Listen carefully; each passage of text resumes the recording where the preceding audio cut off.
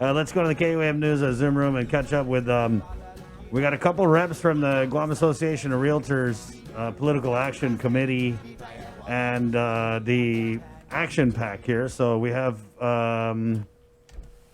Claire Delgado from the GAR Pack. Good morning, Claire. She is right there waving. And then we have John Duenas also from Guam Association of Realtors. And then we have Laura Dakanai from the Action Pack.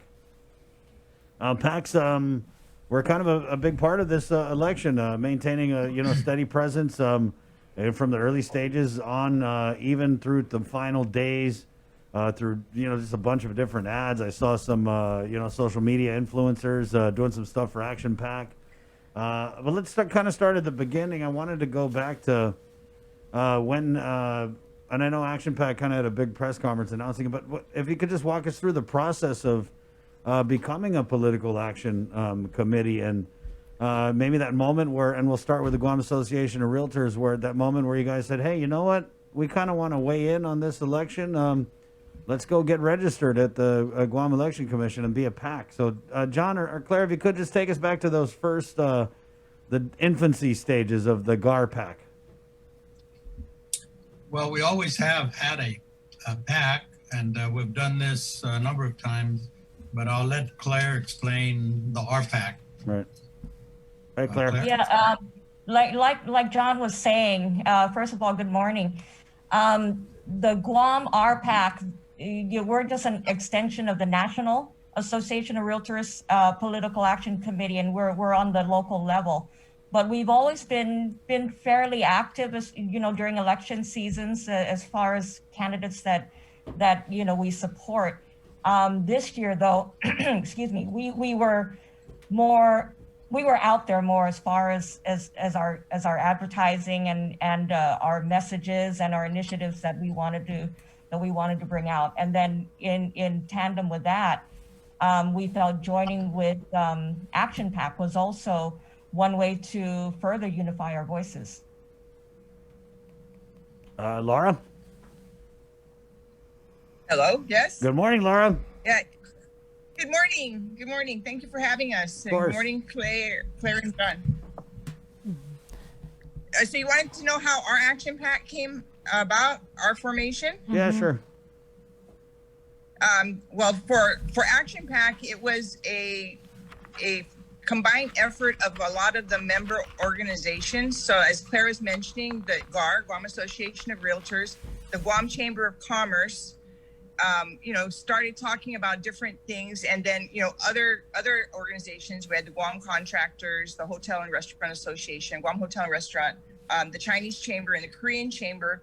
These different member organizations were coming and expressing concerns. So through these organizations, it was mainly the Guam Chamber, GAR, and contractors, and the Chinese Chamber who really were doing the active talking. I believe in the early stages. I came in towards the later stage when they actually had formed the PAC and came on board as the executive director. But the key players the two key players in the beginning, I know it started with GAR and the contractors, and then the Chinese Chamber jumped on. And so the Chinese Chamber and the Guam Chamber initially started the PAC, and the other partner organizations started to join in. Right.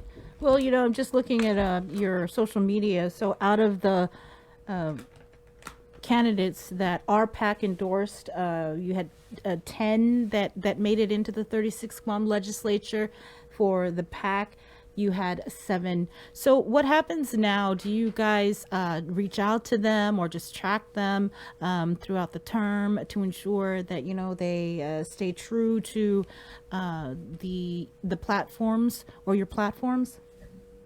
Yeah, I've already actually reached out to all of the candidates, the winners, and those that did not make it in. And we're going to continue to be active. We will be in contact with the senators. We also want to work with the senators that weren't part of the, that didn't support our initiatives, and hopefully get some on board so that together, as a united front, we can help our community return to some kind of economic health safely within the means of, managing a pandemic as well. We understand. Right. Laura, you guys ran a pretty interesting campaign in that, you know, when you first came out, yeah, there was that big splash, but then I saw in the days leading up to the election, you also had different people on social media kind of stumping for the PAC. I saw one of the guys, Billy Navarrete, had done an ad for Action PAC.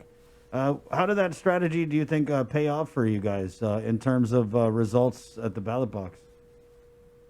I think our campaign was very successful. I mean, although it started with these business organizations, it is a cross section of all the community. So this just goes to show that it's not just a business organization; it is for the entire community. So we had the grassroots, we had the young, coming out and understanding the importance of how the business and the local community work together, and it's for the entire economic health of everybody. Gar, how about you guys? How did you feel your strategy paid off this election? Actually, I wanted to make a correction. You gave us credit for one more than we actually got Bad with into the the numbers. into the 36. We had 9 9. instead of 10. Have you already reached out to those these candidates or these senatorial elects? Pretty much, yeah. You know, we were in constant contact with many of them, even throughout the election. So we will be reaching out to the ones that pretty much everybody who is in the 36 Guam legislature. We still have 4 other initiatives, which, by the way, one of our initiatives, which is the e-notary, is already signed into law. So, we feel that, like what Laura was saying, our campaign was also quite successful. So it's a matter of continued communication with all the senators that are in the legislature to make sure that, the issues that are important to us are, continue to be heard, and that we're at the table whenever there's legislation being drafted or talked about, because we feel we're stakeholders in that. Okay. Well, yeah, we just wanted to catch up with you guys, do a little post-election wrap. Final thoughts. Go ahead, Laura. We'll start with you. Final thoughts. Well, I wanted to congratulate all the winners. I wanted to thank all the voters for their confidence, and thank the GEC for their hard work in putting this together, and especially our Action PAC supporters. And I believe that people have spoken. We are in challenging times. We are in uncharted water with this, pandemic. And based on the votes that were cast, although our newcomers did fairly well, they voted for all incumbents and former senators. So I think it's the people speaking that they want some experience, and they're hoping that our senators listen. And because, these PACs are also putting out, our foot in what we are trying to accomplish within the community. And it's for the good of everybody. I just hope that we can all accomplish this together for the positive. Right. Thanks, So Laura. I'm excited, and I just want to thank everybody for all of their support. And thank you for having us. Thank you. Thanks. John, Claire? John? Well, let me just say a few things. We congratulate the winners, and it seems like we have an experienced body down there.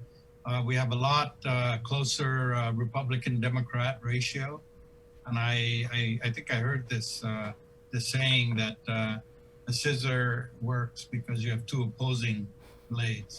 So maybe, just maybe, we can get some action out of this legislature, and maybe it's not going to be just following a party line.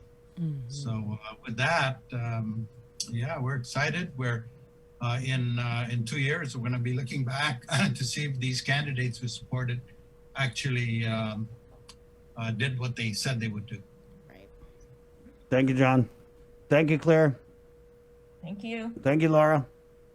Thank you. You have a great day. There's virtual frittata, and also I think Jason just brought the virtual chicken a la king.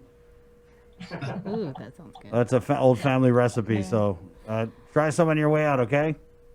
All right. Stay Okay. safe. Okay. Bye. Thank you. Hey, it's 9:14. We'll take a really quick. Chicken a la king, really? Chicken a la king? I just was thinking about parties because I played the DUB song. You're, and then- you're really playing up like my Howley side, right? That I would be bring the guy. Chicken a la king is pretty much a local You dish by both now. got Howley side. Stop. I mean, well, I'm going to be like that guy